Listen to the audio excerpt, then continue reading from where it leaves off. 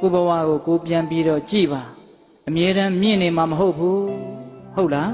ဒါကြောင့်မာနတွေနဲ့မပြောပါနဲ့ဒေါသတွေနဲ့မပြောပါနဲ့ပြောခြင်းနဲ့ဆိုရင်လေးပဲပေးတတ်ရည်မှန်ကန်၍အကျိုးရှိသောစကားကိုအခါခွင့်ကိုကြည်ပြီးတော့မေတ္တာတရားနဲ့နူးညံ့သိမ်မွေ့စွာပြောပါဟုတ်လားအေးအကောင်းဆုံးကတော့စကားကိုနဲတာအကောင်းဆုံးပဲစကားများလို့ရှိရင်အပြစ်များတယ်ဗျဒကာကြီးဒီမကြီးများစကားတွေအများကြီးပြောရင်အပြစ်များတယ်ဗျ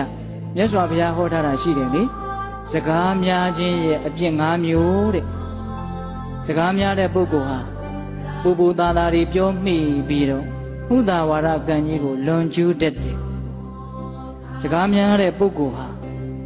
ပြောရင်းနဲ့နားထောင်တဲ့ပုဂ္ဂိုလ်ကိုကိုပူပြီးတော့ချစ်စေခြင်းတော့ဂုံစကားလေးတွေမတိမတာပါသွားတတ်တယ်စကားများတဲ့ပုဂ္ဂိုလ်ဟာပြောရင်းနဲ့